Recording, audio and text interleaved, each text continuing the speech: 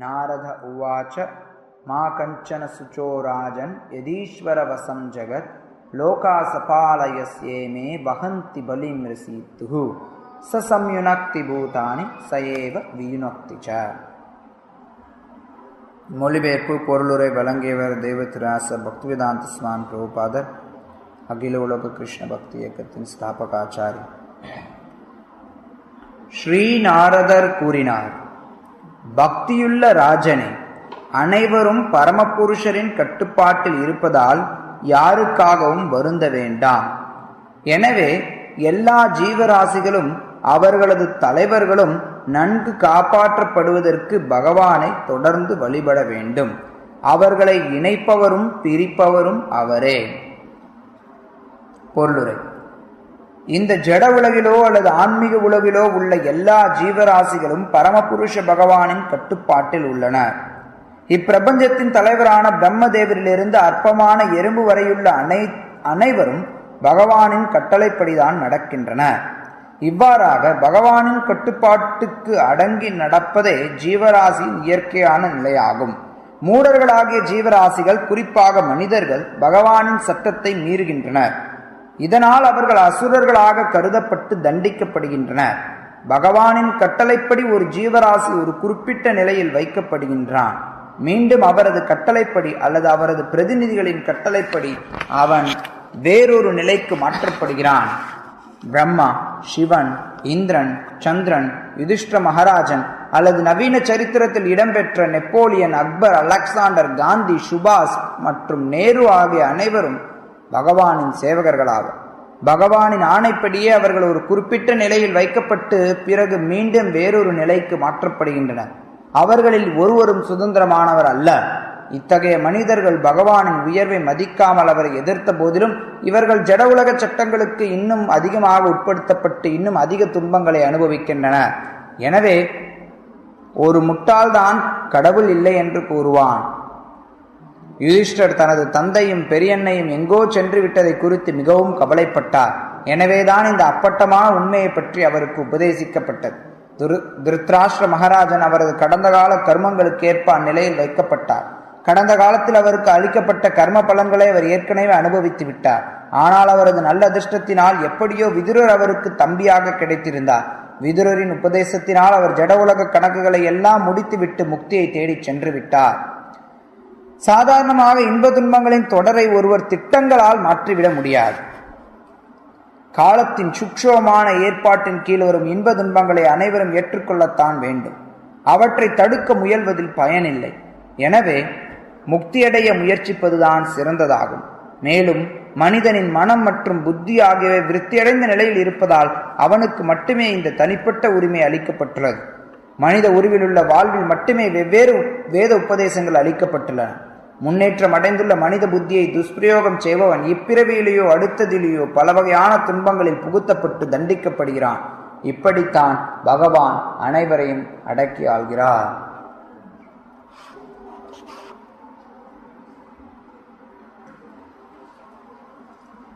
ஏகலே ஈஸ்வர கிருஷ்ண ஆரசபிருத்ய.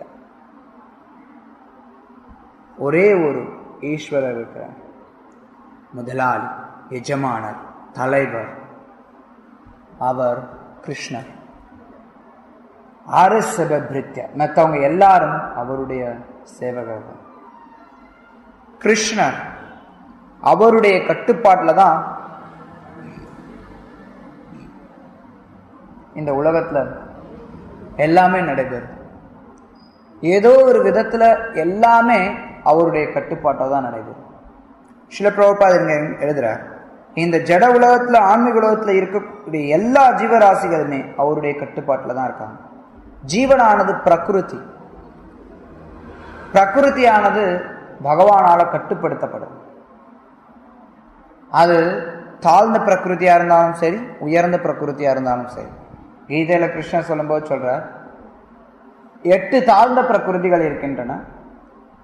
பின்னா பிரகிருதி கிருஷ்ணன் சொல்றார். நிலம், நீர், நெருப்பு, காற்று, ஆகாயம், மனம், புத்தி, அகங்காரம், இந்த 8 இணைந்தது என்னுடைய பின்ன பிரகிருதி. அதுக்கடுத்து இப்பரேயம் அத்தஸ்துவன்யம் பராபிரகிருதி. அந்யா இன்னொரு பிரகிருதி, அது உயர்ந்த பிரகிருதி, உயர்ந்த இயற்கை. அந்த உயர்ந்த இயற்கை ஜீவன்கள். நம்ம ஆக மொத்தம் ஜீவன்களும் பிரகிருதி தான். பகவான் கிருஷ்ணர் புருஷா அல்லது ஈஸ்வரன். ஏகலை ஈஸ்வர கிருஷ்ணன், அவர் ஒருத்தர் தான் ஈஸ்வரர், மற்றவங்க யாரும் ஈஸ்வரர்கள் கிடையாது. சில நேரங்களில் மற்றவர்களும் ஈஸ்வரர்கள்னு அழைக்கப்படுறாங்க, ஆனா உண்மையில வேற யாரும் ஈஸ்வரர்கள் கிடையாது. ஏன்னா மற்றவர்களுடைய கட்டுப்பாடு அப்படிங்கிறது ஒரு வரையறைக்கு உட்பட்டது. அது மட்டும் இல்லாம இறுதியில் அவர்கள் கிருஷ்ணரால கட்டுப்படுத்தப்பட்டிருக்காங்க. அதனால அவங்க கட்டுப்படுத்தக்கூடியவர்கள் கிடையாது. மழை வருது அப்படின்னா மழையை கட்டுப்படுத்துறான் இந்திரன். ஆனால் இந்திரன் சுதந்திரமாக செயல்பட முடியாது. ஸ்ரீல பிரபுபாதர் இங்க எழுதுற, இந்த உலகத்தில் இருக்கக்கூடிய எல்லா ஜீவராசிகளும், பிரம்மா, சிவன், இந்திரன், சந்திரன், யுதிஷ்ட மகாராஜன், இவங்க எல்லோருமே பகவான் கிருஷ்ணருடைய கட்டுப்பாட்டில் தான் இருக்காங்க. ஒவ்வொருத்தரும் ஒரு விதத்துல ஈஸ்வரர்கள். ஒவ்வொருத்தருக்கும் ஒரு சில விஷயத்தை கட்டுப்படுத்த முடியும். கட்டுப்படுத்துவதற்கான சக்தி ஒவ்வொருத்தருக்கும் ஓரளவுக்கு இருக்கு. நம்ம அன்றாட செயல்களில் ஒரு சில விஷயங்களை கட்டுப்படுத்துற மாதிரி தெரியலாம். இப்ப இந்த மைக்ரோஃபோன் இருக்கு, இதை நான் இங்கிட்டு நகர்த்தலாம், அங்கிட்டு நகர்த்தலாம். கட்டுப்படுத்துறதுக்கான திறன் எனக்கு இருக்கு. ஆனா இதை என்னால கட்டுப்படுத்த முடியாது. எப்ப கிருஷ்ணருடைய கட்டுப்பாடு இதுல இல்லையோ அப்ப என்னால இதை கட்டுப்படுத்த முடியாது. கிருஷ்ணன் எனக்கு எப்போ உதவி செய்யலையோ அப்ப என்னால இதை கட்டுப்படுத்த முடியாது. இதே மைக்ரோஃபோனை எனக்கு கை வலிப்பு வந்துடுச்சுன்னா, இல்ல கை பிடிச்சுக்குச்சு அப்படின்னா, இதை என்னால நகர்த்த முடியாது. இல்லை இதே மைக்ரோஃபோன்ல பொதுவாக வராது. உதாரணத்துக்கு இந்த மைக்ரோஃபோன்ல எலக்ட்ரிசிட்டி பாஸ் ஆச்சுன்னா, இதுல மின்சாரம் போயிட்டு இருந்ததுன்னா என்னால நகர்த்த முடியாது. நகர்த்த முயற்சி பண்ணனா தூக்கி எறிஞ்சிருவாங்க. ஜடசக்தி ஜீவன்கள் கட்டுப்படுத்துறாங்க. ஏதம் தாரியதே ஜெகத். இந்த ஜீவன்கள் எல்லா இடங்கள்லயும் இருக்காங்க. இந்த உலகத்தை அனுபவிக்கிறதுக்கு கட்டுப்படுத்துறதுக்கு முயற்சி பண்ணிட்டு இருக்காங்க. எவ்வளவுதான் நம்ம கட்டுப்படுத்துறது முயற்சி பண்ணாலும் இறுதியில அதற்கான சக்தியானது பகவான் கிட்ட இருந்து வருது. பகவான் அதற்கான சக்தியை கொடுக்கும்போது நம்ம சில விஷயங்களை கட்டுப்படுத்துறது மாதிரி தெரியலாம். ஆனா இறுதியில எல்லாவற்றையும் கட்டுப்படுத்தக்கூடியவர் பகவான் கிருஷ்ணன். இந்த உலகத்துல எங்க யார் இருந்தாலும், எவ்வளவுதான் உயர்ந்த நிலையில இருந்தாலும், எல்லோரும் கிருஷ்ணருடைய கட்டுப்பாட்டில் தான் இருக்காங்க. ஆன்மீக உலகத்தில் இருக்கக்கூடிய ஜீவன்களுக்கும் ஜட உலகத்தில் இருக்கக்கூடிய ஜீவன்களுக்கும் இருக்கக்கூடிய வித்தியாசம் என்ன அப்படின்னா, ஆன்மீக உலகத்தில் இருக்கக்கூடிய ஜீவன்கள் நான் கிருஷ்ணருடைய கட்டுப்பாட்டில் இருக்கேன் அப்படிங்கிறத உணர்ந்து இருக்காங்க. ஜட உலகத்தில் இருக்க ஜீவன்கள் நான் கிருஷ்ணருடைய கட்டுப்பாட்டில் இருக்கேங்கிறத உணரலாம். அவ்வளவுதான் வித்தியாசம்.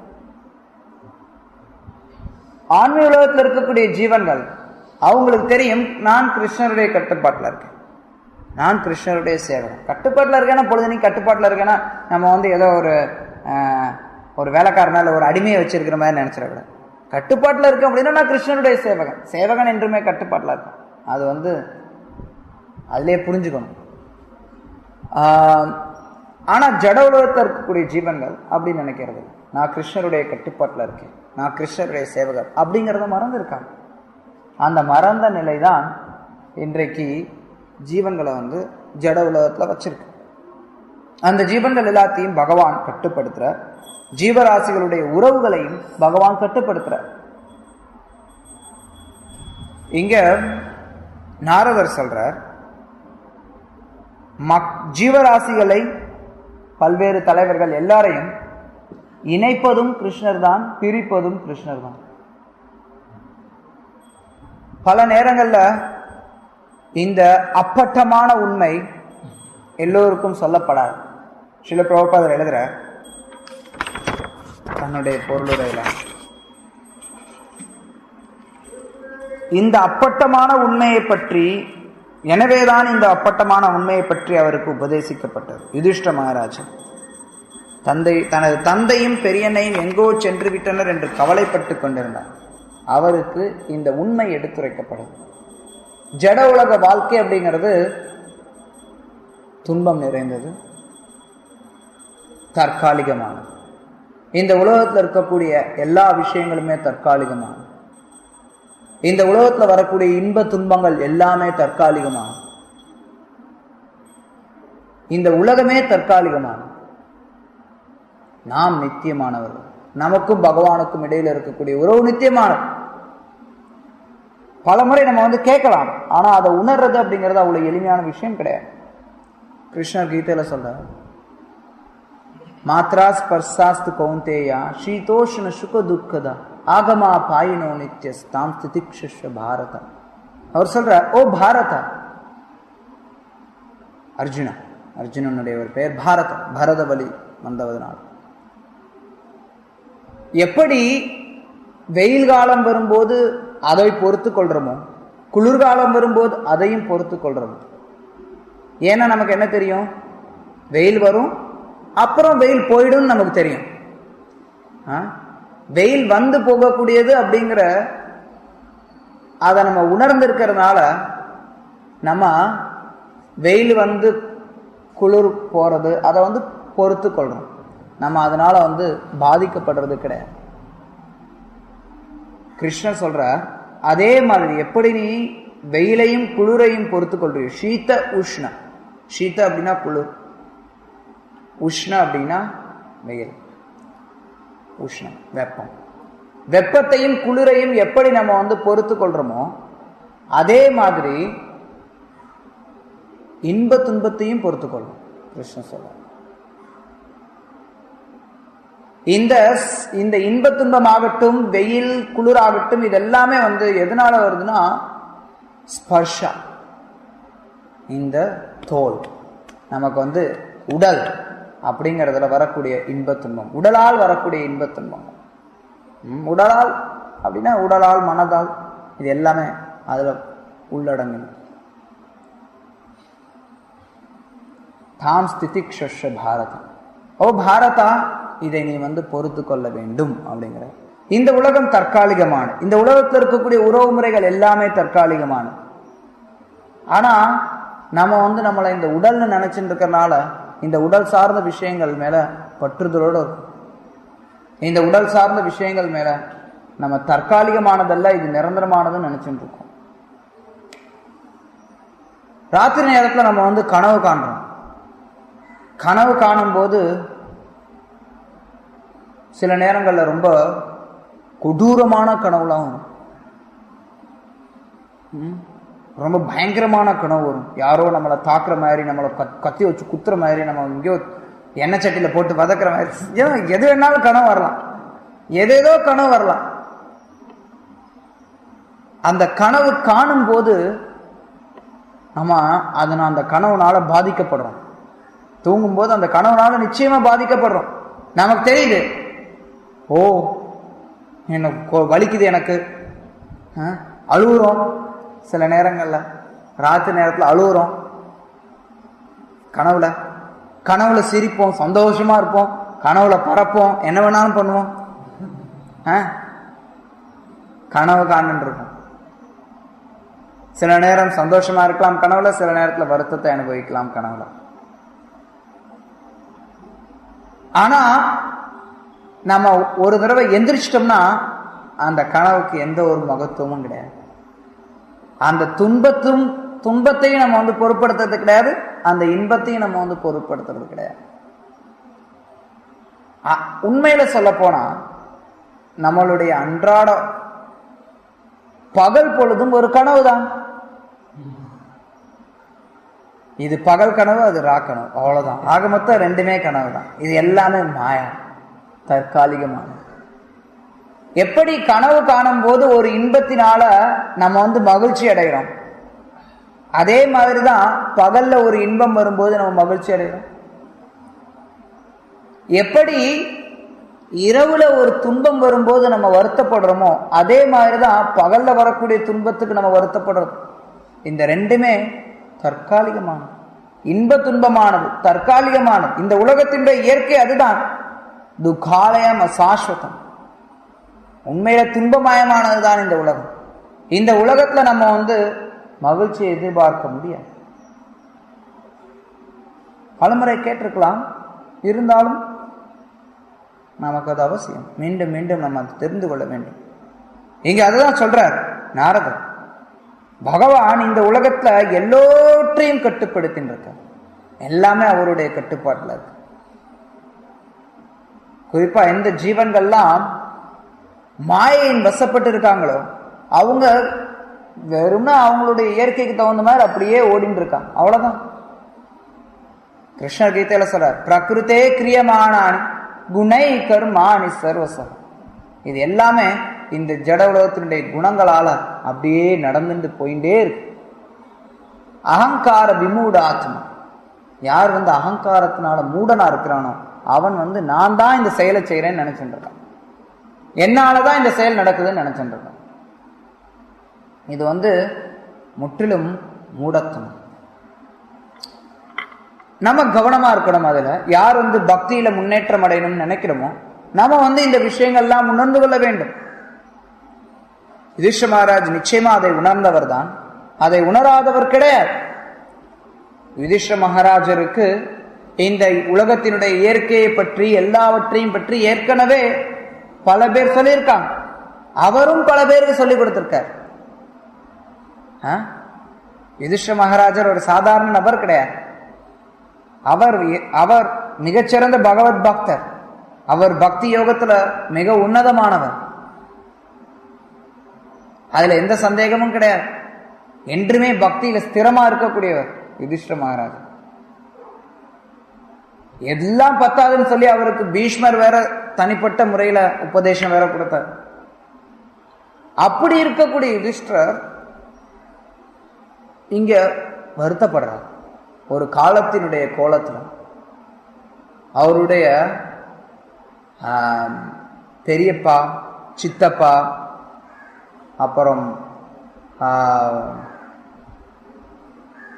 பெரியண்ணை 3 பேரும் போயிட்டாங்க. 3 பேரும் போனதையும் இவர் வருத்தப்படுறார். இவங்களை காணாமே அப்படின்னு சொல்லி. இந்த ஜடோலோக வாழ்க்கையில உறவுகள் அப்படிப்பட்டதுதான்.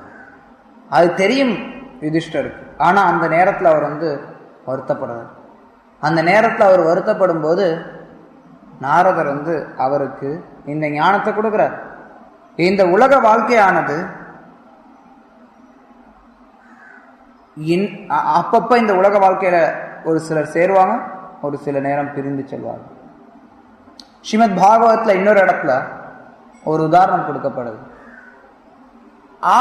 ஆற்றங்கரையில இல்லது ஓடைகள்ல பார்த்தீங்கன்னா எங்கெல்லாம் தண்ணீர் போகுதோ அந்த தண்ணீர் போகக்கூடிய இடங்கள்ல நீங்க ஒரு சிலர் பார்த்திருக்கலாம். அங்க ஒரு ஒரு குச்சி இருக்கும். நிறைய வைக்கோல்லாம் அடிக்கடி வைக்கோல் அல்லது இந்த ஆத்துல பார்த்தீங்கன்னா நிறைய செடியெல்லாம் முளைக்கும். பார்த்துருக்கியா? நல்லா கண்டிப்பா பார்த்துருப்பேன். ஸோ அதில் முளைக்கிற செடியெல்லாம் அது ஒவ்வொரு ஏதாவது ஒரு இலை மட்டும் அப்படி கீழே விழுந்துடும். இலைன்னா இப்படி நீச்சமாக குச்சி மாதிரி இருக்கும். ஆற்றுலாம் பார்த்தோம்னா தெரியும், ஒரு புல்லு மாதிரி இருக்கும். நீல நீல புல்லு, ஆக்சுவலி புல்லு தான் அது. நீட்டமாக புல்லு இருக்கும். அந்த புல்லு விழுந்துடும். அந்த புல்லு உளுந்த புல்லு அப்படியே ஓடையில மெதுவாக வந்துட்டு இருக்கும். ஓடையிலையோ ஆற்றுலையோ அப்படியே மெதுவாக வந்துட்டு இருக்கும். அதே மாதிரி இன்னொரு புல்லு அப்படி உளுந்து ஓடையில மெதுவாக வந்துட்டு இருக்கும். அப்படி வந்துட்டு இருக்கிற புல்லு என்ன ஆகும்னா 2 புல்லும் அப்படியே ஒரு இடத்துல வரும்போது ரெண்டும் சேர்ந்து 2 புல்லும் ஒன்னா போயிட்டு இருக்கும். போயிட்டு இருக்கிற புல்லு அதுல நடுவில் ஏதாவது குறுக்க ஏதாவது இடிச்சது இல்ல குறுக்க இன்னும் கொஞ்சம் இன்னொரு பக்கத்துல இருந்து ஏதாவது கொஞ்சம் தண்ணி வந்தது அப்படின்னா அந்த புல்லு ஒரு இடத்துல திரும்பி அது பாடு தனியா போயிடும். தனியா இருந்த புல்லு சேருது, மறுபடியும் அப்படியே தனியா போயிட்டு இருக்கும். இதுதான் ஜட வாழ்க்கையில இருக்கக்கூடிய உறவுகள். இததான் ஸ்ரீமத் பாகவதம் நமக்கு சொல்லுது. இந்த உலக வாழ்க்கையில் இருக்கக்கூடிய உறவுகள் போகக்கூடியது. இது பகவானுடைய கட்டுப்பாட்டில் இருக்கு. பகவான் அவர்தான் ஜீவராசிகளை இணைக்கின்றார், அவரே ஜீவராசிகளை பிரிக்கின்றார். ஞானமுடைய ஒருத்தன் இதை உணர்ந்து ஜீவன்களுடைய பிரிவினாலையும் ஒருத்தரோட இணைவதனாலையும் இன்பம் துன்பம் அடைவது கிடையாது. இந்த உலக வாழ்க்கையானது அதனுடைய இயற்கை இப்படித்தான். சிலர் சேருவாங்க, சில நேரம் பிரிந்து செல்வார்கள். ஸ்ரீல பிரபுபாதர் இங்க எழுதுறார், சாதாரண இன்ப துன்பங்களின் தொடரை ஒருவர் திட்டங்களால் மாற்றிவிட முடியாது. இன்ப துன்பம் அப்படிங்கிறது மாறி மாறி வந்துட்டு இருக்கும். ஒருத்தன் திட்டம் தீட்டி என்னுடைய திட்டத்தினால நான் இந்த இன்ப துன்பத்தை கடந்துடுவேன்னு நினைச்சான்னா அது முட்டாள்தான். ஒரு பக்தர் சொல்ல நான் கேள்விப்பட்டிருக்கேன், பகவான் கிருஷ்ணரை சிரிக்க வைக்கணும்னா ரொம்ப எளிமையா அவரை சிரிக்க வைக்கலாமா? அன்றாட வாழ்க்கையில நம்ம அவரை சிரிக்க வைக்கணும்னா ரொம்ப எளிமையா சிரிக்க வைக்கலாமா? எப்படின்னு கேட்டேன். அவர் சொன்னார், எப்போ மக்கள் எல்லாம் திட்டம் திட்டுறாங்களோ அப்போ கிருஷ்ணர் சிரிப்பார். ஏன்னா அவர் திட்டம் திட்டுறியா, தீட்டு தீட்டு தீட்டு, உன் திட்டம் எல்லாம் நடக்காது, தீட்டு தீட்டு தீட்டு. அதுதான் கிருஷ்ணர் நினைக்க.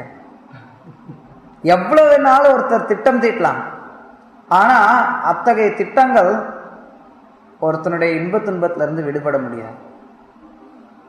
பொதுவா ஒருத்தர்கள் திட்டம் திட்டுறாங்க அப்படின்னா துன்பத்துல இருந்து விடுபடுறதுக்கு தான் திட்டம் திட்டுவான் பெரும்பாலானவர்கள்.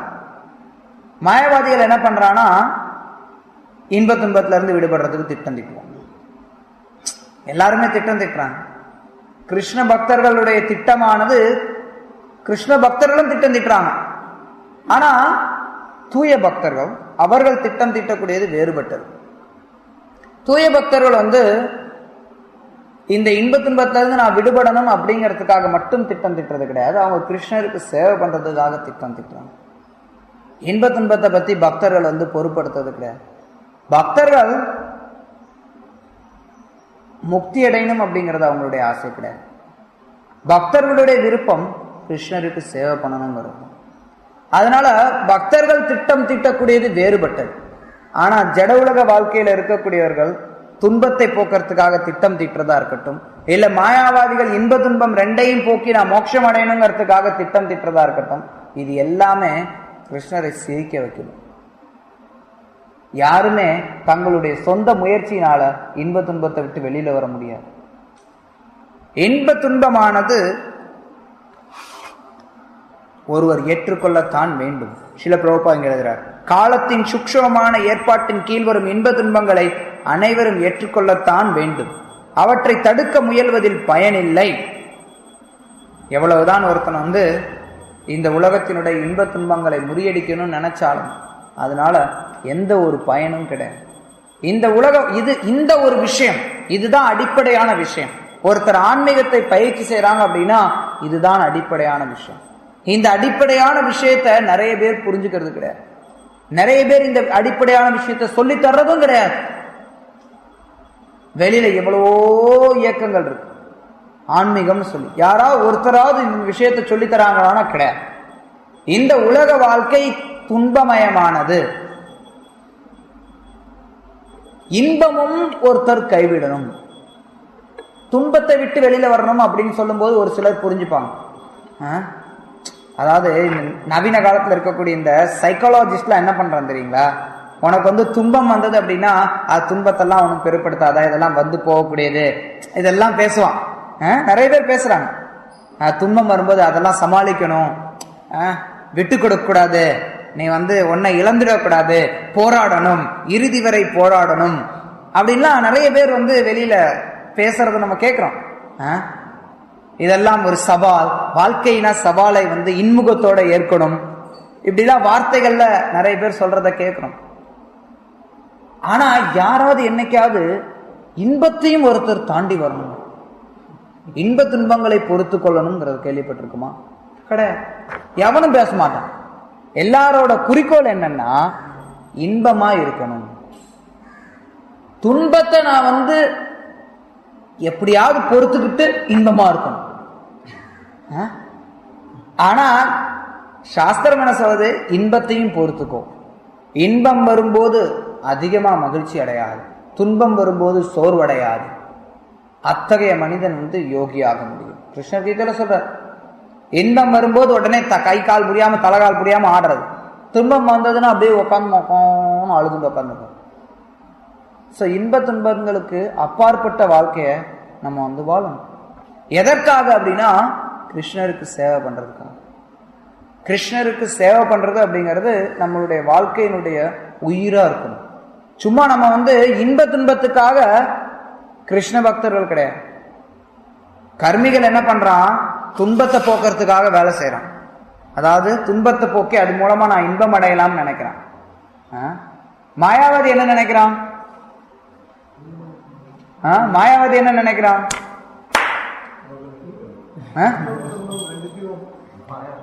மாயாவதி என்ன நினைக்கிறான்?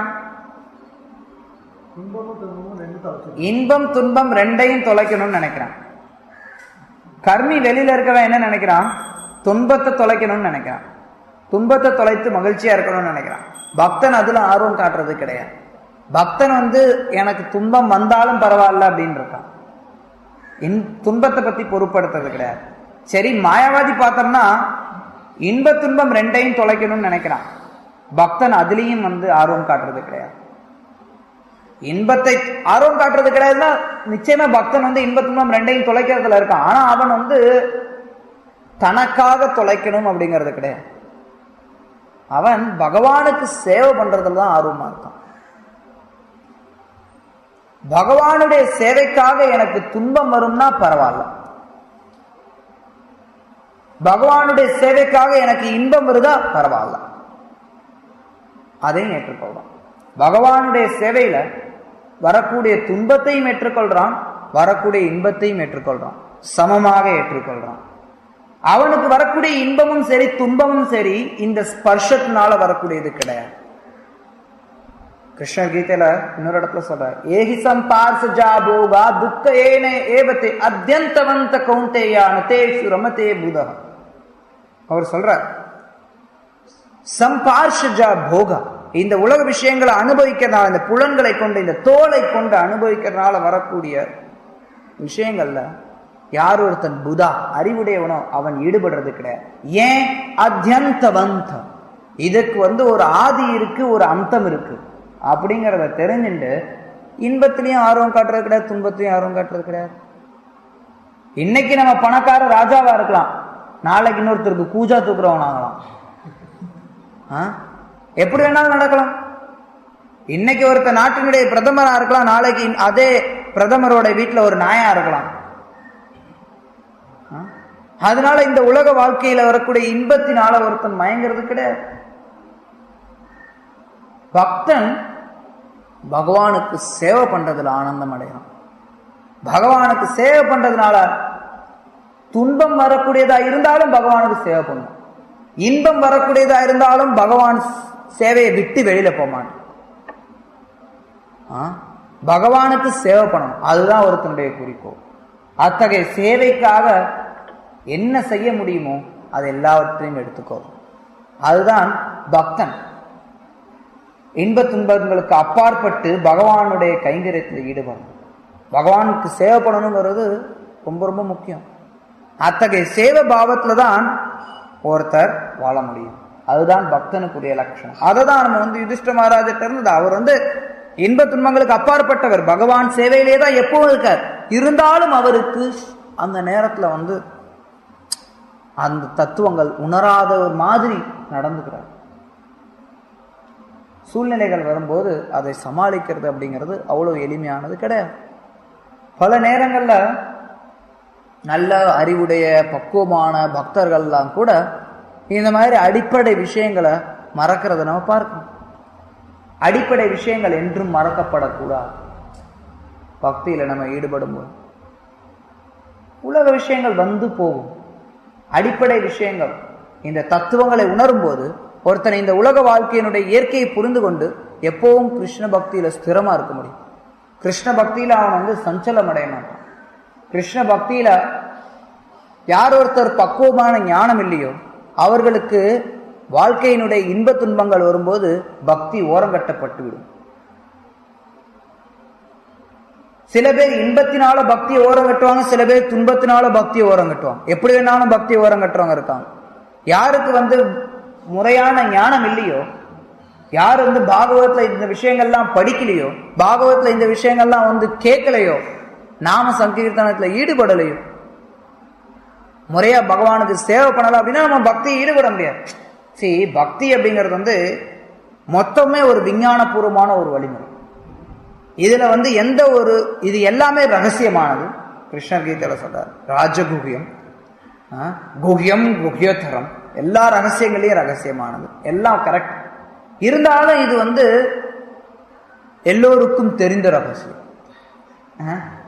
எல்லோருக்கும் தெரிந்த ரகசியம். ஆனா அதுல ரகசியம் அப்படிங்கிறது எதுன்னா, இதை யாரு இதை செயல்படுத்துறது, இதை புரிஞ்சுக்கிறதுங்கிறது தான் ரகசியம். கிருஷ்ண பக்தியில எதுவுமே ரகசியம் கிடையாது. பிரபுபா சொல்ல, நாங்க ஒன்றும் புதுசா எதுவும் மந்திரம் கிந்திரம்லாம் எதுவும் கொடுக்கல. இங்க எதுவுமே வந்து நாங்க எதுவுமே மறைச்சு வைக்க கிடையாது, எல்லாமே ஓப்பனா இருக்கு, வாங்க வந்து தெரிஞ்சுக்கோங்கன்னு சொல்லி பிரபுபா நிறைய இடங்கள்ல அவருடைய உபன்யாசங்கள்ல சொல்லுவார். கிருஷ்ண பக்தி அப்படிங்கிறது அப்படித்தான். இதுல வந்து வழிமுறை ரொம்ப விஞ்ஞான பூர்வமான, இது இது இது இது இப்படி இப்படி பண்ணணும், இப்படி இப்படி பண்ணும்போது நம்ம வந்து பக்தியில முன்னேற முடியும். இது இது இது இது இப்படி இப்படி பண்ணல அப்படின்னா அப்ப நமக்கு வந்து பக்தியில முன்னேற்றம் இருக்காது. ரொம்ப தெளிவு. அப்ப பக்தியில முன்னேற்றம் இருக்காது. நம்ம அப்ப வந்து இன்ப துன்பங்களால பாதிக்கப்படும். இன்பமும் துன்பமும் இயற்கை. ஆனா அந்த இன்ப துன்பத்தினால ஒருத்தனுடைய கிருஷ்ண பக்தி பாதிப்படையக்கூடாது. சில நேரங்கள்ல அறிவில்லாதனால, போதிய ஞானம் இல்லாதனால துன்பம் வரும்போது நினைக்கிறேன், நான் தான் ஜெபம் பண்றேனே, ஏன் துன்பம் வருது? ஒரு பக்தர் ஒரு தடவை கேட்டார், நான் ஏற்கனவே ஒரு தடவை சொல்லியிருக்கேன். ஒரு பக்தர் ஒரு தடவை மற்றொரு பக்தர்கிட்ட குறை சொல்லிட்டு இருந்தார். யாரை குறை சொன்னார் தெரியுமா? நரசிம்மரை குறை சொன்னார். அவரோட கார்ல முன்னாடி வந்து நரசிம்மர் வச்சிருந்தாராம். அதாவது அவர் கார் வந்து ஒரு பக்தர் இன்னொரு பக்தர் கிட்ட அவர் வந்து அவரோட கார் தொலைஞ்சு போச்சுங்கிறத சொல்லிட்டு இருந்தார். கார் வந்து தொலைஞ்சு போச்சு. அவரோட பக்தர், பெங்களூர்ல ஒரு பக்தர், அவருடைய கார் வந்து காணா போச்சு. கார் காணா போச்சுங்கிறத வந்து இன்னொரு பக்தர்கிட்ட சொல்லிட்டு இருந்தார். பிரபு, என் கார் காணா போச்சுன்னு சொல்லி புலம்பின்னு இருந்தார். புலம்பும் போது அவர் சொன்ன ஒரு வார்த்தை, எப்படி கார் காணா போகலாம்? நான் நரசிம்மர் போடம் கூட முன்னாடி வச்சிருந்தேன், எப்படி அது காணா போகலாம்? நரசிங்கர் என்ன வாட்ச்மேனா என்ன? நம்மளோட காரை பாதுகாத்துக்கிறது. நம்ம சிரிக்கலாம், இட்ஸ் ஃபேக்ட், உண்மையில நடந்த விஷயம். துன்பம் வரும்போது ஒருத்தனுக்கு வந்து புத்தி பேதலிச்சிடும். எப்போ ஒருத்தருக்கு வந்து பக்குவமான ஞானம் இல்லையோ அப்ப இன்பம் வரும்போதும் சரி துன்பம் வரும்போதும் சரி புத்தி பேதலிச்சிடும். நிறைய மக்கள் பார்க்கும், இன்பம் வரும்போது கிருஷ்ண பக்தியை விட்டுட்டு போறது, ஏதோ கஷ்டம் அது இதுன்னு கோயிலுக்கு வருவான், வந்துட்டே இருப்பாங்க. திடீர்னு பார்த்தா கோயில் பக்கமே வரமாட்டாங்க. என்னடான்னு பார்த்தா ஒரு பெரிய கம்பெனில எங்கேயாவது வேலை கிடைச்சிருக்கும், இல்லை எங்கேயாவது ஃபாரின் போயிட்டான், இல்லை கல்யாணம் ஆயிடுச்சு, சம்திங் சம்திங் சம்திங், ஏதோ ஒன்று, ஏதோ காரணம், ஏதோ விஷயம். அவன் வந்து இன்பம் வந்ததுனால கிருஷ்ண பக்தியை விட்டு போயிடும். ஏன்னா பக்குவமான ஞானம் இல்லை. இந்த இன்பம் தற்காலிகமானதுடா முட்டாள் அப்படின்னு பிரபுபா எவ்வளவு தடவை சொன்னாலும் இன்பம் வரும்போது எவ்வளவு சுவையா இருக்குது அப்படின்னு நினைக்கிறேன். துன்பம் வரும்போது ஐயோ இவ்வளவு வலிக்குதே அப்படின்னு உணரும். இதுதான் ஜடவள வாழ்க்கை. ஆனா கிருஷ்ண பக்தன் இதெல்லாம் தாண்டி இருக்கணும். இதுக்காக ஒருத்தன் வந்து இன்ப துன்பம் வரும்போது சமாளிக்கணும் அப்படின்னா அதுக்கு பக்குவமா வந்து இந்த விஞ்ஞானபூர்வமான வழிமுறையில பக்குவமா ஈடுபடணும்.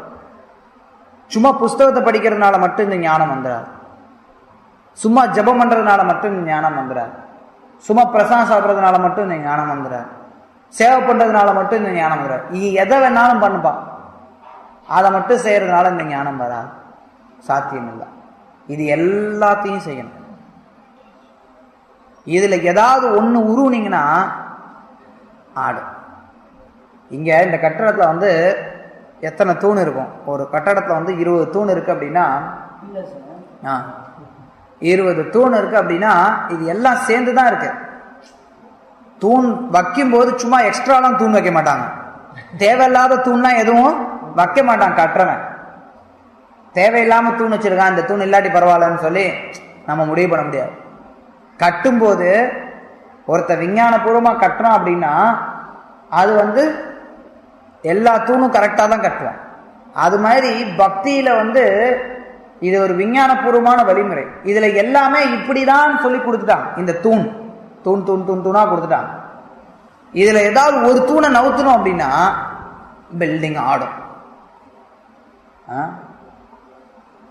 சில நேரங்களில் நம்ம கேள்விப்படுறது உண்டு, பக்தியானது 9 விதமான பக்தி, இதுல ஏதாவது ஒன்று கூட ஒருத்தரை பக்குவ நிலைக்கு கொண்டு வரும். அதுவும் நம்ம கேட்கிறோம். அது ரொம்ப எக்ஸப்ஷனல் கேஸ். ஏதாவது ஒரு நிலையில எங்கேயாவது ஒரு பக்கம் நடக்கலாம். ஆனா பொதுவா எல்லா இடங்கள்லையும் பொதுவா சாதன பக்தியில வேலை செய்யறது என்னன்னா, இது எல்லாமே சேர்ந்துதான் வேலை செய்யும். அதனாலதான் ரூப கோஸ்வாமி 64 கொடுத்தாரு. சாதன பக்தியில 64 அங்கங்கள் ரூப கோஸ்வாமி சாதன பக்தியில கொடுத்திருக்காரு. இதெல்லாம் செய்யணும் அப்படின்னு சொல்லி, இது செய்யணும், இது செய்யக்கூடாதுன்னு சொல்லி கொடுத்திருக்காரு. 64 அங்கங்கள் கொடுத்திருக்காரு. அவர் சும்மா ஒண்ணு மட்டும் சொல்லிட்டு போயிடலாம். சில நேரங்கள்ல பக்தர் சொல்றாங்க, பிரபு எவ்வளவு படிக்கிறோம் நாமத்தை பத்தி, ஹரிநாமத்தை பத்தி, ஹரே கிருஷ்ண நாமம் மட்டும் சொன்னா பத்தாதா? மித்ததெல்லாம் எதுக்கு பிரபு? எதுக்கு பிரபு கோயில சேவை பண்ண சொல்றீங்க? எதுக்கு பிரபு கோயில சுத்தம் பண்ண சொல்றீங்க? எதுக்கு பாகவதம் படிக்க சொல்றீங்க? எதுக்கு பக்தர்கள் சொல்றத கேட்க சொல்றீங்க? எதுக்கு மங்களாரத்தி வர சொல்றோம்? எதுக்கு இதெல்லாம் பண்ண சொல்றோம்? எதுக்கு பண்ண சொல்றோம்னா, இதெல்லாம் சேர்ந்துதான் நம்ம ஒழுங்கா ஜெபம் பண்ண முடியும். எதுக்கு ஒரு வைஷ்ணவன் பொறுமையோட இருக்கணும்? எதுக்கு ஒரு வைஷ்ணவன் இன்னொரு வைஷ்ணவனுக்கு மரியாதை கொடுக்கணும்? மனதா உள்ளத்தாலையும் வெளியிலையும். ஏன் ஒரு வைஷ்ணவன் இன்னொரு வைஷ்ணவனுக்கு மரியாதை கொடுக்கணும்? ஏன் பெரியவங்க சொல்றத கேட்கணும்? நிறைய நேரங்கள்ல பக்தர்களுக்கு இந்த மனப்பான்மை. யாராவது வைஷ்ணவன் நமக்கு ஏதாவது நல்லபடி சொன்னாங்கன்னா, நம்மளுடைய இன்பத்துக்கு தகுந்த மாதிரி சொன்னாங்கன்னா மண்டே அப்படின்னு இருக்கும். கரெக்ட், இந்த பக்தர் தான் என்ன புரிஞ்சுட்டு இருக்கார், வேற யாருமே புரிஞ்சுக்கல. எப்பயாவது யாராவது ஒரு பக்தர் நம்மளுடைய புலனின்பத்துக்கு எதிராக யாராவது சொன்னாங்கன்னு வச்சுக்கோங்களேன், உடனே இவர் எப்ப பார்த்தாலும் இப்படிதான், இவருக்கு புரிஞ்சுக்கிறதே தெரியல, இவர் எதுவுமே புரிஞ்சுக்கிறதுல இம்ப்ராக்டிகலா இருக்காரு, இவர் சரியில்லை, எப்ப பார்த்தாலும் குத்தம் சொல்லிட்டே இருக்கிறாரு, அதனால இந்த பக்தர் சரியில்லை அப்படின்னு நம்ம ஆலோசனைகள்லாம் ஏற்றுக்க மாட்டாங்க. நிறைய பேர் நிறைய நேரங்கள் பார்க்கறது நம்மளுடைய பக்தி தொண்டினுடைய வாழ்க்கையில். ஆனா உண்மை என்னன்னா, அப்படி ஒருத்தர் ஆலோசனைகளை ஏற்கல அப்படின்னா, அப்ப அந்த பேக்கேஜ் ஆடும். அந்த தூணை நம்ம எடுக்கிறோம், ஒண்ணுன்னா எடுக்கிறோம். ஒண்ணு தெரியுமா உங்களுக்கு, இந்த கட்டடம் கட்டுற விஞ்ஞானமாகட்டும் இல்ல வேற எந்த ஒரு இந்த மாதிரி விஷயங்கள் எல்லாம், ஏதாவது ஒண்ணு உருவிட்டீங்கன்னா அது மித்ததெல்லாம் கட கட கடன்னு கலந்து விழுந்துடும். எவ்வளவுதான் ஸ்ட்ராங்கா இருந்தா கூட ஒன்ன உருவிட்டீங்கன்னா மிச்சதெல்லாம் கலந்து விழுந்துடும். வண்டியில கூட, ஆட்டோமொபைல கூட பாத்தீங்கன்னா இந்த பேரிங்லாம் இருக்கும், பேரிங்லாம் நல்லா ஓடிட்டு இருக்கும். ஏதாவது ஒரு இது அப்படி விழுந்துருச்சுன்னா ஜஸ்ட் மேட்டர் ஆஃப் டைம், கொஞ்ச நாள்ல மிச்சதும் கலந்து விழுந்துடும். அது மாதிரிதான் கிருஷ்ண பக்தி. நமக்கு எல்லாமே தேவை. வைஷ்ணவர்களுடைய பாதுகாப்பு வேணும், வைஷ்ணவருடைய சங்கம் வேண்டும். வைஷ்ணவர்களே வேண்டாம், டிவோட்டிஸே வேண்டாம், டிவோட்டிஸ் எல்லாம் உருப்படாதவங்க, டிவோட்டி பக்தர்கள் எல்லாம் உருப்படாதவங்க, அவங்ககிட்ட எல்லாம் சங்கம் வச்சு ஒன்றும் பிரயோஜனம் கிடையாது. பக்தர்கள் எல்லாம் உருப்படாதவங்க, எதுங்கெல்லாம் எதுக்குமே தேர மாட்டாங்க. இவங்கெல்லாம் வச்சுக்கிட்டு இவங்ககிட்ட எல்லாம் நம்ம எதுக்கு பேசணும், எதுக்கு இவங்ககிட்ட எல்லாம் பழகணும்? நம்ம பாட்டுக்கு நம்ம மட்டும் தனியா இருந்துக்கலாம், நம்ம பாட்டுக்கு ஜெபம் பண்ணலாம். அது மாதிரி ஜெபம் பண்ண முடியாது. இது தூணை ஆடிடும். ஒரு பக்கம் தூணை ஆடிச்சுன்னா ஜஸ்ட் காலம்தான்.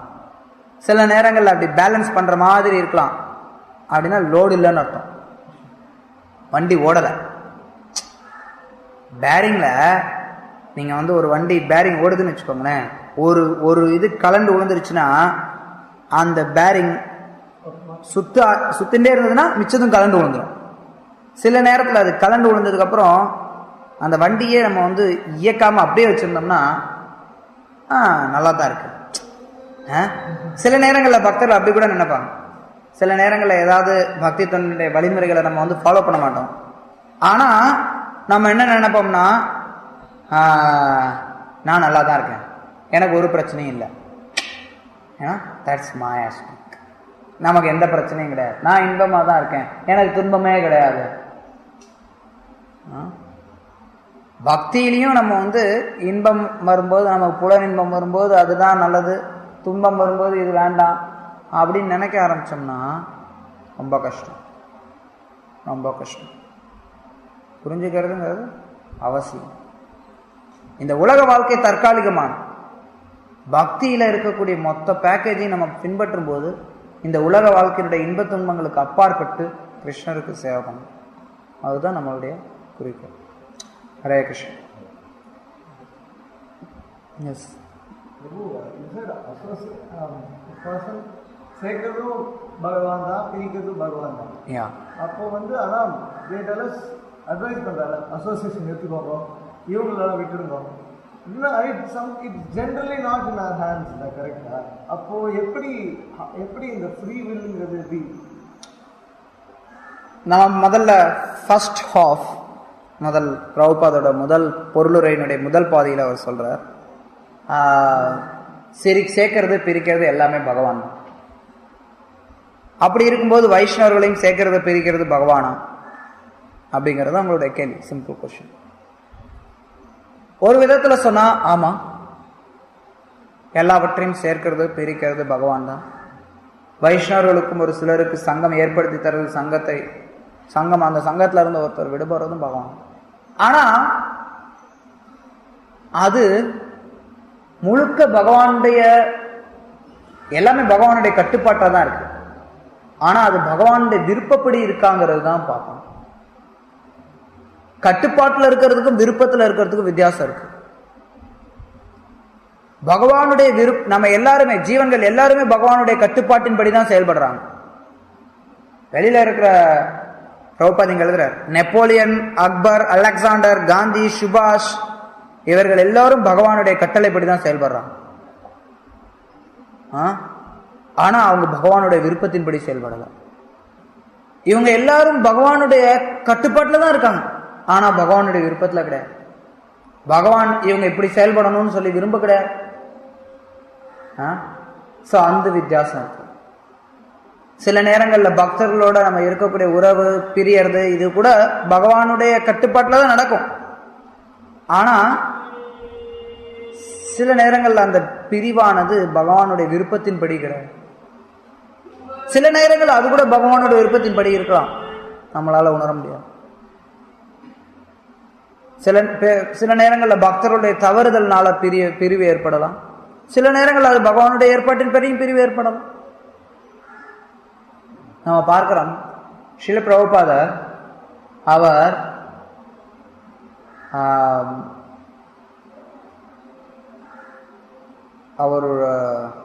அவருடைய சீடர் ஹரிகேஷ் சுவாமி, முன்னாடி சுவாமி, அவர் ஸ்ரீல பிரபுபாதருடைய செக்ரட்டரியா இருந்தார். அவர் பிரபுபாதி புஸ்தகம்லாம் அச்சடித்து விநியோகம் பண்ணணும்னு சொல்லி வெளியில அனுப்பிவிட்டார். அவருக்கு பிரபுபாதர் விட்டு போறதுக்கு மனசே இல்லை. அவர் கொஞ்சம் கூட அவருக்கு மனமே கிடையாது. ஆனாலும் பிரபுபாத சொல்றதை கேட்டு அவர் போனார். அதுக்கப்புறம் அவர் எத்தனையோ புத்தகங்களை அச்சடிச்சு, எத்தனையோ புத்தகங்களை விநியோகிக்கிறத மேற்பார்வை செஞ்சு, அங்க இருந்து ஒரு தடவை நிறைய புஸ்தகங்களை எடுத்துட்டு, புதுசா பிரிண்ட் பண்ண புஸ்தகங்கள், நிறைய புஸ்தகங்களை எடுத்துட்டு ஸ்ரீல பிரபுபாதர் பார்க்கறது வந்தார். கடைசி பிரபுபாத விருந்தாவனத்தில் இருந்தார். பிரபுபாத் அந்த புஸ்தகங்கள்லாம் பார்த்து அவர் கண்ணீர் விட்டார். பிரபுபாத் சொன்னார், இப்ப புரியுதா நான் ஏன் ஒன்று அங்கே அனுப்புனேன்? அவரும் ரொம்ப சந்தோஷப்பட்டார், ஹரிகேஷ். ஸோ இது அது பகவானுடைய ஏற்பாடு. பொதுவாக பகவானுடைய ஏற்பாடு அப்படிங்கிறத நம்ம இன்னொரு விதத்தில் குருவினுடைய கட்டளை மூலமாக தெரிந்து கொள்ளலாம். நம்மளால தெரிஞ்சுக்க முடியாது. ஆனால் அதே சமயத்தில் நம்ம வைஷ்ணவருடைய சங்கத்தை நம்ம மெயின்டைன் பண்ணணும். சில நேரங்களில் பக்தர்கள் பார்க்கலாம், எங்கேயாவது ஒரு இடத்துல வேலை பார்த்துட்டு இருப்பாங்க, ஒரு நல்ல கம்பெனியில் வேலை பார்த்துட்டு இருப்பாங்க. அப்படியே அவங்க வந்து நல்ல பக்தர்களோட சங்கத்தில் நல்ல பக்தியை பயிற்சி பண்ணிட்டு இருப்பாங்க. திடீர்னு பார்த்தோம்னா அவங்க அந்த பக்தருக்கு வந்து நான் இன்னும் அதிகமாக சம்பாதிக்கணும், எனக்கு வந்து இது வேணும் அது வேணும் அப்படின்னு மனசில் ஆசை வரும். ஸோ அவங்க வந்து வேறு ஏதாவது கம்பெனிக்கு அப்ளை பண்ணுவாங்க. அந்த கம்பெனியில் அவனை வந்து பக்தர்களே இல்லாத ஒரு இடத்துல கொண்டு போய் போஸ்ட்மெண்ட் கொடுப்பான். அப்போ வந்து நம்ம நினைக்கக்கூடாது எல்லாமே பகவானோட ஏற்பாடு தான், நான் அங்கே போகலாம். அது பகவானுடைய ஏற்பாடு கிடையாது, பகவானுடைய கட்டுப்பாட்டை தான் நடக்குது. ஆனால் பகவானோட விருப்பத்தில் கிடையாது. உன்னோட விருப்பம் நீ பக்தர்லாம் விட்டுட்டு போகணும்னு. நீ விரும்பின நல்லா சம்பாதிக்கணும், காசு பணம் வேணும், அது வேணும் இது வேணும் நீ நினைச்ச, அதனால நீ வந்து போற. ஸோ அப்போ வந்து எல்லாம் பிரபு எல்லாம் பகவான் ஏற்பட்டு தான் பிரபு நிறைய பேர் திருப்பி சொல்லுவாங்க. நிறைய பேர் சொல்றாங்க எல்லாமே பகவானோட ஏற்பாடு தான் பிரபு. ஏப்பா நீ வைஷ்ணவ சங்கத்தை விட்டுட்டு போற, இது பகவானோட ஏற்பாடா? சில பிரபுபாத் ஒரு தடவை அமெரிக்காவில் பிரச்சாரம் பண்ணிட்டு இருக்கும்போது சில கோயிலுக்குள்ளார பிரச்சனை. பிரபுபாத் சொல்றத ஒரு சிலர் கேட்கல. பிரபுபாத் இருந்தப்ப அமெரிக்காவில் பிரபுபாத் வந்து பயங்கர அப்செட் ஆயிட்டார். பிரபுபாத் உடனே ஓகே அமெரிக்கா விட்டு நான் இந்தியாவுக்கு வரேன், அமெரிக்கா எனக்கு வேண்டாம் இனிமேட்டு. அமெரிக்கா எனக்கு வேண்டாம், நான் இந்தியாவுக்கு போறேன். இந்தியாவுக்கு வந்தார், ஒரு சில சிஷ்யர்களை கூட்டிகிட்டு வந்தார். இந்தியாவுக்கு வந்து பிரச்சாரம் பண்ணார். இந்தியாவில் இந்த இயக்கம் வந்து அமெரிக்கா பக்தர்கள் ஒரு சிலர் கூப்பிட்டு வந்தார். இந்தியாவில் பிரச்சாரம் பண்ணார். இந்தியாவில் பிரச்சாரம் பண்ணி கொஞ்சம் வருஷம் கழித்து பிரபுபாத் வந்து கமால் கிருஷ்ணன் திரும்பி அவர் அமெரிக்கா போனார். அப்புறம் எல்லாம் சரியாச்சு. கமால் கிருஷ்ண மகாராஷ்டிரா சொன்னார், பத்தியா கிருஷ்ணரோட ஏற்பாடு, நான் அமெரிக்காவில் மட்டும் பிரச்சாரம் பண்ணிட்டு இருக்கலாம்னு நினச்சேன், அவர் என்னை இந்தியாவுக்கும் அனுப்பி பிரச்சாரம் பண்ண வச்சார். அது கிருஷ்ணரோட ஏற்பாடு. வைஷ்ணவரோட சங்கத்தை தான் இருந்தார் பிரபுபாத், பட் அது கிருஷ்ணரோட ஏற்பாடு. வைஷ்ணவ சங்கத்தை ஏகை மறுபடியும் பிருந்தாவனில் அவர் வந்து வைஷ்ணவரோட சங்கத்தை நிறைய டிவோட்டிஸோட தான் இருந்தார். அதை அவர் விட்டுட்டு அமெரிக்காவுக்கு போனார். அது நிச்சயமா கிருஷ்ணருடைய ஏற்பாடு. ஆனால் அது எல்லா கேஸுக்கும் பொருந்தாது, கவனமாக இருக்கும். இதெல்லாம் கேட்கும்போது சில பக்தர்கள் வந்து நான் சொன்ன மாதிரி ஏதாவது பக்தர்களே இல்லாத இடத்துக்கு போனால் கூட பிரபுபாத் போனார்ல பிரபு ஏதோ பிரச்சாரத்துக்காக, ஸோ கிருஷ்ணரும் எனக்கு வந்து அந்த இடத்துல போய் ப்ரீச்சிங் பண்ணுறதுக்காக என்னை அங்கே அனுப்பி வைக்கிறார் போல தெரியுது. வேலைக்காக போவான். நிறைய பக்தர்கள் சில கேள்விப்பட்டிருக்கேன். எதுவுமே இருக்காது அங்க. பக்தர்கள் கோயில் வந்து பல கிலோமீட்டர் தொலைவில் இருக்கும். இவன் ஆசைப்பட்டு போறான். சில பக்தர்கள் ஜென்யூனா ஒத்துப்பாங்க, என்னோட ஆசை என்ன பண்றது முடியல பிரபு, வீட்டில் கஷ்டமா இருக்கு, அதுவா இருக்கு, கொஞ்சம் பணம் சம்பாதிக்கணும், கம்பெனி வந்து போட்டான் புலம்பி சரி நான் போய் ஆகணும், போறேன், எனக்கு ஏதாவது அங்கே ஒரு சாங்கம் ஏற்படுத்தி பார்க்குறேன் அப்படின்னு சொல்லி போவாங்க. அது ஓகே, ஓரளவு ஏதோ நேர்மையா இருக்கிறாங்க அப்படின்னு சொல்லலாம். ஒரு சில கேஸ் பார்த்தோம்னா நான் வந்து போய் ஏதோ தெரியல கிருஷ்ணனோட பிளான் போல இருக்கு, நான் தான் அங்கே போய் கொஞ்சம் டிவோட்டிஸ்லாம் உற்பத்தி பண்ணும் போல இருக்கு. நான் பிரபுபாத் அங்கே போய் பிரச்சாரம் பண்ணார்ல அமெரிக்காவில், அது மாதிரி நானும் அங்கே போய் பிரச்சாரம் பண்ணுறதுக்காக கிருஷ்ணர் ஏற்பாடு பண்ணுறாரு போல இருக்கு அப்படின்னு பேசுவாங்க. ஸோ அதில் கவனமாக அந்த விதத்தில் வரும்போது வைஷ்ணவ சங்கத்தை நம்ம வந்து விடக்கூடாது. How oneself and the other devotees can know that the person is advancing in Krishna consciousness? எப்படி நம்ம தெரிஞ்சுக்கிறது?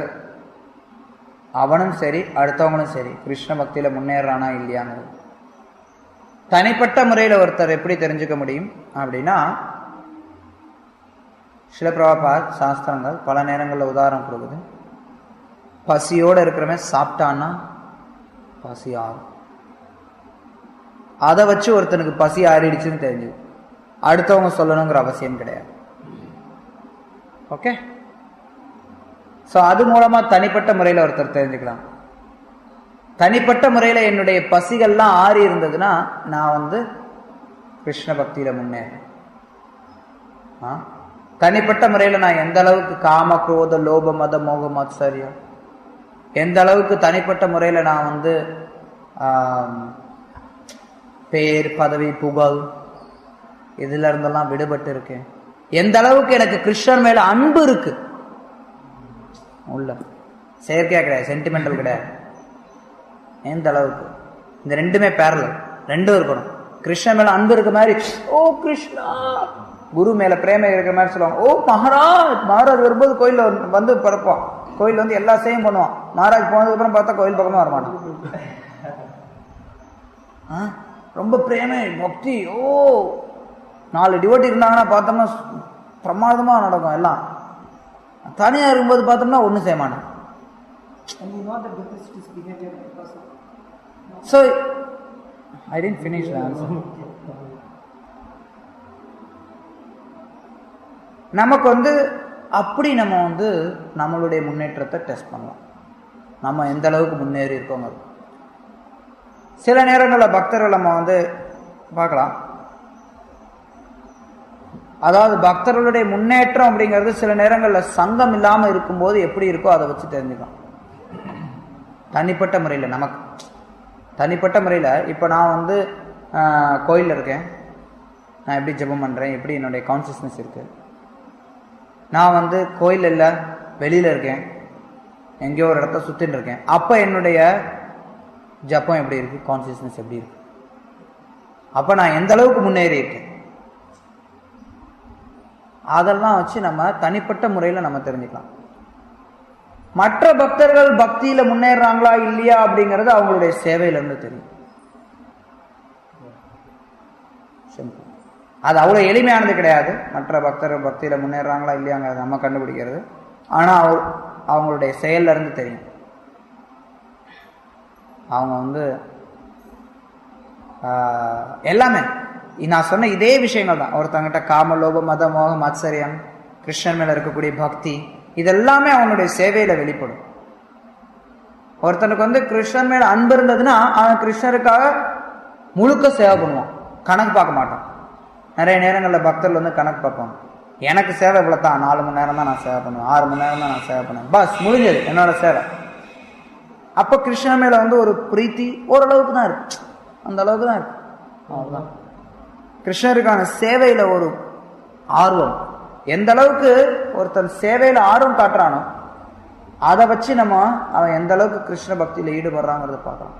எந்த அளவுக்கு அவனுக்கு வந்து குருவை திருப்திப்படுத்துறதுல ஆர்வம் இருக்கோ அந்த அளவுக்கு அவன் வந்து குரு பக்தி இருக்குன்னு புரிஞ்சுக்கலாம். ஒண்ணும் கிடையாது, சிம்பிள். ஒரு டிவோட்டிஸ் வந்து ஸ்ரீல பிரபுபாத் காலத்துல நம்ம நல்லா இருக்கும் தெரியும், எல்லா டிவோட்டிஸும் தெரியும். பிரபுபாத் இருந்தப்ப எல்லா டிவோட்டிஸும் பிரபுபாத் மேல குரு பக்தியோட இருந்தாங்க அப்படிங்கிறது பயங்கர ஒரு பற்றுதலோட இருந்தது. எப்படி தெரியும், எப்படி சொல்றீங்க? அந்த அளவுக்கு சேவை பண்ணாங்க பிரபுபாதுக்காக, எல்லாருக்கும் தெரியும். நான் வந்து பிரபுபாதுடைய புஸ்தகத்தை டிஸ்ட்ரிபியூட் பண்ணேன்னா பிரபுபாதுக்கு ரொம்ப பிடிக்கும். போ ராப்பகலா பண்ணு, 11 மணிக்கு வருவாங்க, 12 மணிக்கு வருவாங்க, எவ்வளவு நேரம் பண்ண முடியும் பண்ணுவாங்க. அப்படின்னா என்ன, அந்த அளவுக்கு பிரபுபாத் மேல அவங்களுக்கு அன்பு இருக்கு. சிம்பிள், வேற ஒண்ணுமே கிடையாது. அந்த அளவுக்கு பிரபுபாத் மேல அன்பு இருக்கு. வெளியில எப்படி தெரியும், அவங்களோட செயல தெரியும், சேவையில தெரியும். வேற எதுவுமே காட்ட முடியாது, வேற எதுவுமே தெரியாது, சேவையில தெரியும். எந்த அளவுக்கு சேவை பண்றதுல ஒருத்தனுக்கு விருப்பம் இருக்கு. சிம்பிள். அடுத்தவங்க சொல்றாங்களேன்னு செய்யறது ஒரு கேஸ் இருக்கும். டெம்பிள் கமாண்டர் அப்படி வர்றாருன்னா அவர் கண்ணில் படாமல் இப்படி ஓடி போயிடுவாங்க. இதெல்லாம் நார்மல். சண்டேக்கு டிவோட்டிஸ் வருவாங்க, அப்படியே வருவாங்க. ஞாயிற்றுக்கிழமை காங்கிரிகேஷன் டிவோட்டிஸ் ஈஸியா தெரிஞ்சுக்கலாம், யார் அட்வான்ஸ் ஆகுறாங்க, யார் சர்வீஸ் பண்றாங்களோ அவங்க அட்வான்ஸ் ஆகுறாங்க. ரொம்ப சிம்பிள். ஞாயிற்றுக்கிழமை வந்து சும்மா உபன்யாசம் கேட்டுட்டு பிரசாதம் சாப்பிட்டுட்டு கீர்த்தனை ஜெயின் ஜெயின் குதிச்சுட்டு போறவங்க கூட அட்வான்ஸ் ஆக மாட்டான். யார் வந்து சேவை பண்றானோ அவங்க முன்னேறாங்கன்னு நம்ம தெரிஞ்சுக்கலாம். ஏன்னா அந்த சேவை பண்றதுக்கான ஆர்வம் வந்திருக்குன்னா அவன் வந்து கொஞ்சம் முன்னேறும். கிருஷ்ண பக்தி, கிருஷ்ணர் மேல அவனுக்கு கொஞ்சம் அன்பு இருக்கு. கிருஷ்ணர் மேல அன்பு இருக்கிறதுனால அவன் கிருஷ்ணருக்கு சேவை பண்ண விருப்பப்படுறான். சிம்பிள். அது ஈஸி. அது மட்டும் இல்லாமல் சின்னது மற்றது ஒரு சிலதெல்லாம் நம்ம பார்க்கலாம். காமா, குரோத, லோப அதெல்லாம் கூட நம்ம வந்து அப்சர்வ் பண்ண முடியும். ஒருத்தன் எந்த அளவுக்கு செயல்படுறான் அது எல்லாமே அவனுடைய செயல்களை வச்சு கொஞ்சம் அனுபவம் வரும்போது புரிந்து கொள்ள முடியும். ஒருத்தனை வந்து எப்போ பார்த்தாலும் இன்னொருத்தவங்களை வந்து குறை சொல்லிகிட்டே இருக்கிறாங்கன்னு வச்சுக்கோங்க. அவங்க நல்லா தான் பண்ணுறாங்க, ஆனால் எப்போ பார்த்தாலும் உண்மையாக தப்பே கிடையாது, ஆனால் குறை சொல்லிகிட்டே இருந்தாங்கன்னு வச்சுக்கோங்க. அப்போ நம்ம புரிஞ்சுக்கலாம் இங்கே வந்து மாத்சரியம் இருக்குது, பொறாமை இருக்குது, பேராசை இருக்குது, எல்லாமே அவங்களோட சேவையிலிருந்து எல்லாத்தையும் தெரிஞ்சுக்கும். ஆனால் அது வந்து கொஞ்சம் மெச்சூரிட்டி வேணும் அதை பார்க்குறது.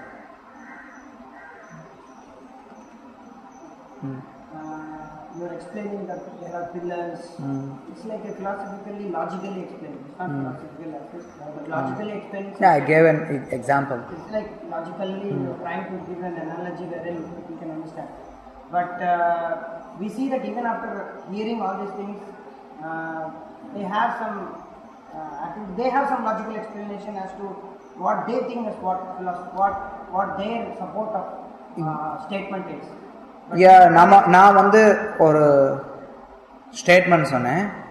இந்த கிருஷ்ண பக்திங்கிறது விஞ்ஞானபூர்வமான வழிமுறை, இதில் ஏதாவது ஒன்றை எடுத்துட்டா கூட நம்ம வந்து கிருஷ்ண பக்தியில் முன்னேற முடியாதுங்கிறது நான் சொன்னேன். அதுக்காக நான் ஒரு உதாரணம் கொடுத்து சொன்னேன்.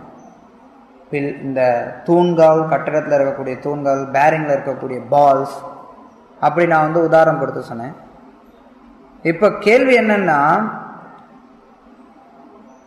ஆக மொத்தம் இது வந்து கருத்து வந்து நான் சொன்னதோட கருத்து வந்து விஞ்ஞானபூர்வமானது, ஏதாவது ஒன்று எடுத்துட்டா கூட பிரச்சனைன்னு சொன்னேன். அப்படி இல்லைங்கிற மாதிரி இன்னொருத்தவங்க வேற ஒரு லாஜிக்கோட எக்ஸ்பிளைன் பண்ணலாம். ஆனால் எது தத்துவம்? உதாரணம் ஒருத்தவங்க கொடுக்குறாங்க அப்படின்னா அது தத்துவத்தை விளக்கறதுக்கானதாக இருக்கும். தத்துவத்திலிருந்து உதாரணம் வரணும், உதாரணத்துல இருந்து தத்துவம் வரக்கூடாது. தத்துவத்திலிருந்து உதாரணம் வரணும், உதாரணத்துல இருந்து தத்துவம் வரக்கூடாது. இதுதான் மாயாவாதி பண்ற தப்பு. உதாரணத்துல இருந்து தத்துவத்தை கொண்டு வருவான். வாட்டவர் எந்த விதத்தை வச்சாலும் உதாரணத்துல இருந்து தத்துவத்தை கொண்டு வருவான். தத்துவத்துக்கு எக்ஸ்பிளைன் பண்றதுக்கு தான் உதாரணம். உதாரணமே எல்லாம் கிடையாது, ஒன்றும் கிடையாது. ரொம்ப எளிமையா சாஸ்திரம் சொல்லுது, ஆத்மா பரமாத்மாவை பற்றி வர்ணிக்கும் போது ஒரு மரத்துல இருக்கக்கூடிய 2 கிளிகள்னு சொல்லுது. ஒரு மரத்துல 2 கிளிகளை போல ஆத்மாவும் பரமாத்மாவும் உட்கார்ந்துருக்கு. ஆத்மா பழத்தை சாப்பிட்டு இருக்கு, பரமாத்மா அதை பார்த்துட்டு இருக்கு. ஆத்மா இந்த உடல்ல செயல்களில் ஈடுபட்டு இருக்கான், பரமாத்மா வந்து சாட்சியாகவும் உபதிருஷ்டா அனுமந்தா சாட்சியா இருக்கிறார், அனுமதி கொடுப்பவராக இருக்கிறார். இது கருத்து என்ன அப்படின்னா, இங்க இதே ஒரு ஜீவனுடைய இதயத்துல ஆத்மா இருக்கு, பரமாத்மா இருக்கு. ஆத்மா செயல்களில் ஈடுபட்டு இருக்குது, பரமாத்மா அதை வந்து பார்த்துட்டு இருக்கிறார். இதுதான் சாஸ்திரத்துல இருக்கக்கூடிய கருத்து.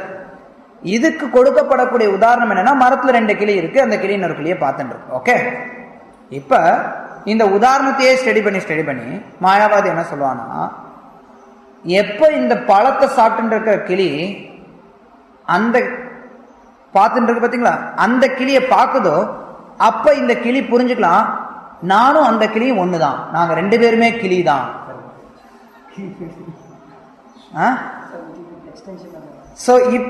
அப்படின்னு சொல்லி அந்த உதாரணத்துல இருந்து, இப்ப ஒரு 2 கிளி உட்காந்துருக்குன்னு வச்சோம், ஒரு கிளி சாப்பிட்டுட்டே இருக்கு, ஒரு கிளி வந்து பார்த்துட்டு இருக்கேன். இந்த கிளி அந்த கிளி பார்க்கும்போது என்ன நினைக்கும், நானும் அந்த கிளியும் ஒண்ணுதான், அவன் ஒரு கிளி தான் நினைக்கும். சரியா? அதனால அதை வச்சு மறுபடியும் தத்துவம் கொண்டு வருவான். என்ன, ஆத்மா பரமாத்மா ஒண்ணுன்னு. இதுதான் தத்துவமானது. தத்துவம் தான் முக்கியம். தத்துவத்துல இருந்து உதாரணம் கொண்டு வரணும், உதாரணத்துல இருந்து தத்துவம் கொண்டு வரக்கூடாது. you take a glass of water from the Yeah, sea. yeah. அது glass திருப்பி போட்டா மர்ஜாயிட்டு Yes. இருக்குன்றாங்க. So that they take as வேறு பிரமாணம் எங்க எவ்வளோ லாஜிக் கொடுக்கலாம், எவ்வளவோ உதாரணம் கொடுக்கலாம். மாயாவாதியோட எல்லாமே அதான், தத்துவத்தை வச்சு அவன் எல்லாமே ஆக்சுவலி அவன் பண்றதும் அப்படிதான். அவன் தத்துவம் டிசைட் பண்ணிட்டான், அதை வச்சு உதாரணம் கொடுக்குறான். இப்படி இப்படி பண்ணலாம், இப்படி எதெல்லாம் மேட்ச் ஆகும்னு பார்த்து கொடுக்குறான். ஆனால் அது வந்து ப்ராப்பர் கிடையாது. உண்மையான தத்துவங்கிறது குரு சாஸ்திரம் Bhagavad Gita. So sometimes devotees when they argue they become Mayavadis type of argument also is good. Yeah. மாயாவாதியில் கூட பக்தர்கள் ஆரம்பிக்கணும் டெஃபினட். ஆக்சுவலி பார்த்தோம்னா சுத்த பக்தி அடையிற வரைக்கும் எல்லார்ட்டையும் மாயாவாதம் இருக்கு. நம்ம எல்லாருமே மாயாவாதி தான் ஒரு விதத்தில். என்ஜாய் பண்ணணுங்கிற ஸ்பிரிட் இருக்கு நம்ம கிட்ட, அனுபவிக்கணுங்கிற ஆசை இருக்கு. கிருஷ்ணசுரா கீதையில இச்சத்வேஷ சமுத்வேன துவந்த்வ மோகேன பாரத சர்வபூதானி சம்மோகம் சர்க்கே யாந்தி பரந்தப. இச்சா துவேஷ இந்த ரெண்டும், கிருஷ்ணரை விட்டு தனியாக அனுபவிக்கணுங்கிற எண்ணம், கிருஷ்ணன் மேல இருக்கக்கூடிய ஒரு துவேஷம், இந்த ரெண்டும் இந்த ஜீவன்களை வந்து சர்வபூதானி சம்மோகம் எல்லா உயிர்வாளிகளையும் மயக்கி வச்சிருக்கு. ஸோ தட்ஸ் டிவோட்டிஸ்க்கும் மோகம், கிருஷ்ணர் மேல இருக்கக்கூடிய ஒரு துவேஷம், கிருஷ்ணரை விட்டு தனியாக அனுபவிக்கணுங்கிற எண்ணம். ஸோ அது இருக்கிற வரைக்கும் நம்ம எல்லாருமே ஒரு விதத்தில் மாயாவாதிகள் தான், நாட் பியூர்.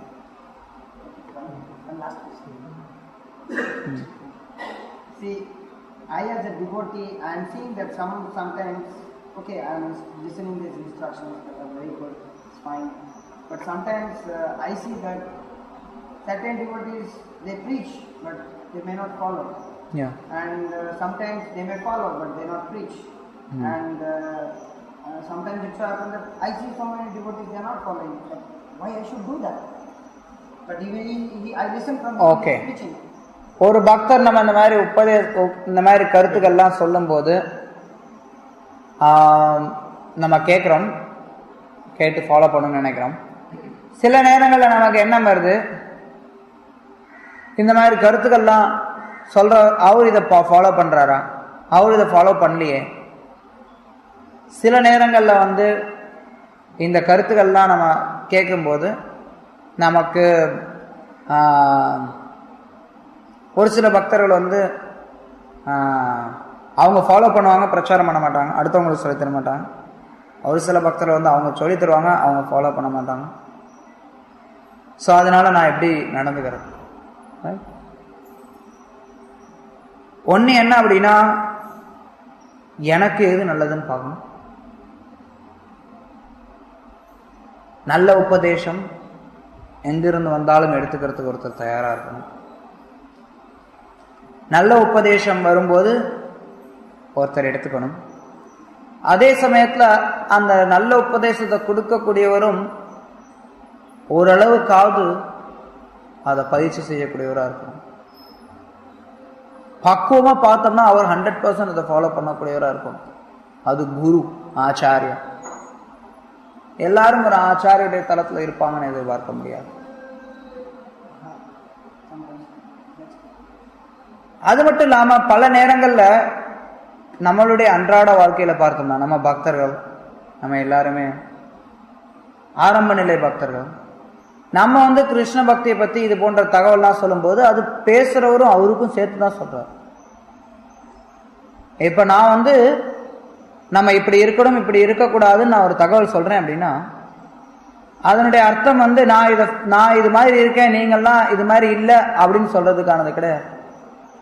அதனுடைய அர்த்தம் என்னன்னா நம்ம எல்லோரும் பின்பற்றணும் தான் சொல்றோம். பிரச்சாரம் பண்ணும்போது நம்ம பெரும்பாலும் நம்ம இப்படி செய்யணும், நம்ம இப்படி இருக்கக்கூடாது அப்படிதான் பிரச்சாரம் பண்ணணும். ஆரம்ப நிலையிலேயாவது அட்லீஸ்ட். ஈவன் பிரபுபாத் கூட அப்படி சில நேரங்களில் சொல்றார், we are all thinking we are this material body. டெஃபினட்டா பிரபுபாத் மாதிரி நினைக்க கிடையாது. ஆனா அது வந்து அண்டர்ஸ்டுட். ஸ்ரவணம், கீர்த்தனம் ரெண்டுமே வந்து ஒருத்தரை தூய்மைப்படுத்தும். யார் ஒருத்தர் இப்படி பிரச்சாரம் பண்ணுறாங்களோ தென் கிராஜுவலி அவங்க வந்து அதுக்கான முயற்சி கொடுத்துப்பாங்க. வாசுதேவ் தத்த பிரபு ஒரு ஒரு பாலிசி சொன்னார் அவங்க கோயிலில். பாலிசினா சொல்லப்படாத ஒரு பாலிசி அவங்க கோயிலில். என்னன்னா, யாராவது ஏதாவது ஒரு பக்தர் எதுலையாவது ஸ்பேஸ்ட் அவுட்டாக இருந்தாருன்னு வச்சுக்கோங்களேன், அந்த கோயிலில் என்ன பண்ணுவாங்கன்னா ஸ்லோவேனியாவில்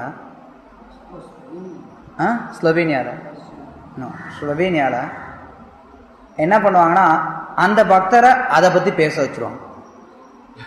அடுத்த நாள் லெக்சர் அவர் அதை பற்றி கொடுக்கணும். உதாரணத்துக்கு யாராவது ஒரு பக்தர் வந்து மங்களாரத்துக்கு 2-3 நாள் வரலன்னு வச்சுக்கோங்க, கொஞ்சம் பார்க்குறாங்க, சரி அவரை கூப்பிட்டு, பிரபு நீங்கள் வந்து நாளைக்கு உங்கள் லெக்சரு, நாளைக்கு நீங்கள் மங்களாரத்தியோட இம்பார்ட்டன்ஸ் பற்றி பேசணும். ஏன்னா ஐயோ நான் பேசணுமா? ஏன்னா தென் அப்போ என்ன ஆகும், அந்த பர்சன் வந்து நேச்சுரலி அவனுக்கு வந்து அதுக்கு ஒரு பொறுப்பு வரும். ஓ நான் இதை பற்றி பேசினேன், நான் வந்து இப்படி நடந்துக்கணும். ஸோ அது வந்து ஒரு பிரச்சாரகருடைய மனப்பாங்கு. நிறைய நேரங்களில் பிரச்சாரம் பண்ணும்போது நம்ம வந்து ரொம்ப கடுமையாக பேசுவோம். இந்த material world life is useless, என்னது இது, இதெல்லாம் நம்ம பேசுவோம். எதுக்காக பேசுகிறோம்னா, நிறைய நேரங்களில் வந்து நம்மளோட ஓன் பியூரிஃபிகேஷனுக்காகவும் பேசுகிறோம். கீர்த்தனம் அப்படிங்கிறதும் தூய்மைப்படுத்தக்கூடியது தான், ஸ்ரவணம் மட்டும் கிடையாது. ஸோ ஒரு பிரச்சாரகர் வந்து பெரும்பாலும் பிரச்சாரம் பண்ணும்போது 2 பேருக்குமே அது உபயோகம். பண்றவங்களுக்கும் அது அந்த உபதேசம் உண்டு, கேட்கறவங்களுக்கும் அந்த உபதேசம் உண்டு. பல விஷயங்கள், இது மட்டும் கிடையாது, பல விஷயங்கள், எதேதோ படிக்கிறோம், எதேதோ கேட்கிறோம், அது எல்லாமே நமக்கு தெரியுதானே. நாம் மொத்தத்தையும் உணர்ந்துதான் நான் பேசணும்னு நினைச்சோம்னா, நான் இந்த உடல் கிடையாது ஆத்மாங்கிறது கூட பேச முடியாது.